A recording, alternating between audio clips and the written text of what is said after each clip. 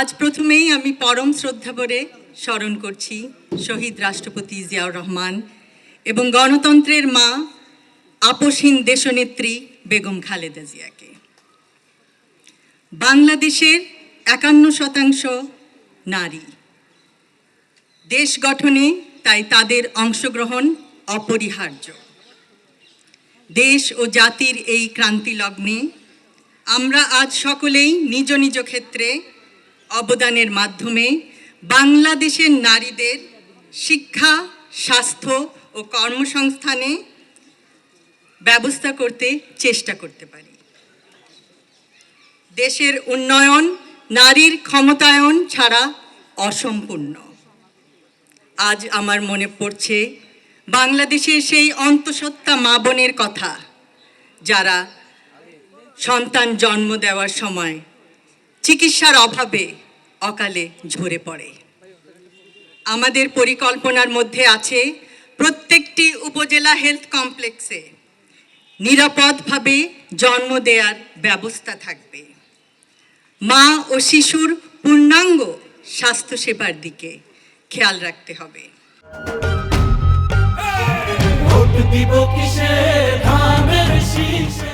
আমার আজ মনে পড়ছে অবহেলিত সেই কন্যা শিশুর কথা, যে প্রতিদিন ভয়ে থাকে, শঙ্কায় থাকে, সে বুঝি বাল্যবিবাহের শিকার হবে, কখন তার জীবনের স্বপ্ন চুরমার হয়ে যাবে। আমরা নিশ্চিতভাবে বলতে চাই, বিনামূল্যে শিক্ষা সম্প্রসারণ, মেয়েদের স্নাতকোত্তর পর্যন্ত শিক্ষা নিশ্চিত করা হবে। কোনো কন্যা শিশু আর মন খারাপ করে থাকবে না যে কখন তার সমস্ত স্বপ্ন চুরমার হয়ে পড়ে যাবে। আজ চিন্তা হচ্ছে সেই কর্মজীবী মহিলার কথা এবং কলেজ ইউনিভার্সিটির সেই ছাত্রীর কথা, যাকে প্রতিক্ষণ শিকার হতে হয় অস্বস্তিকর অন্যায় ব্যবহারের, যে স্বস্তিতে যাতায়াত করতে পারে না। হাজারো লক্ষ গার্মেন্টস কর্মী বোন, যাদের রাতের অন্ধকারে চলাচলে নেই নিরাপত্তা, তারাও চায় সচেতন মাতৃত্বকালীন ছুটি। আমরা নিশ্চিত করতে চাই তাদের সবেতন ৬ মাসের মাতৃত্বকালীন ছুটি। আমরা নিশ্চিত করতে চাই নিরাপত্তা এবং তাদের সুরক্ষা, নিরাপদ আবাসন ও যাতায়াত ব্যবস্থা, কর্মস্থলে ডে কেয়ার সেন্টার। প্রত্যেকটি মা নিশ্চিন্তে তার কর্মস্থলে কাজ করতে পারবে।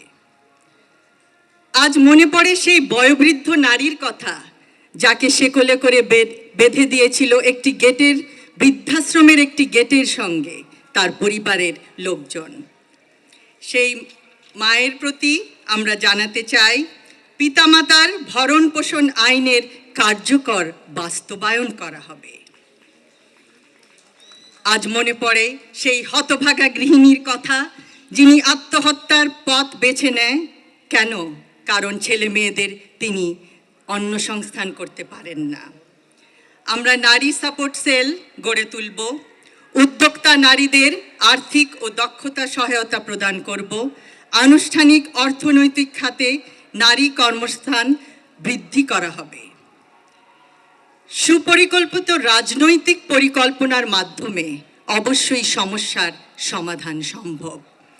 আজ আমাদের বহু আলোচকবৃন্দ, আমার সহ আলোচকবৃন্দ বিভিন্ন সমস্যার কথা জানিয়েছেন এই এলাকার।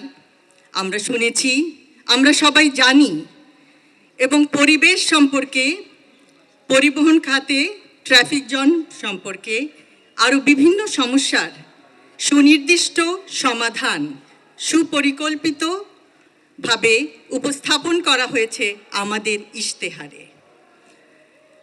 আমরা পরিশেষে এই আয়োজক কমিটির প্রত্যেকটি সদস্যকে জানাই আন্তরিক ধন্যবাদ।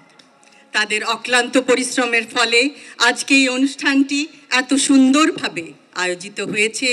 আমরা একে অপরের কথা শুনেছি, বুঝেছি, আরও শুনব এবং আপনাদের সম্মিলিত প্রচেষ্টায় প্রত্যেকটি সমস্যার সমাধান যতটুকু সম্ভব লাঘব করার চেষ্টা করব। পরিশেষে বলতে চাই, আমার আগে আমরা, আমাদের আগে দেশ, ক্ষমতার আগে জনতা, সবার আগে বাংলাদেশ।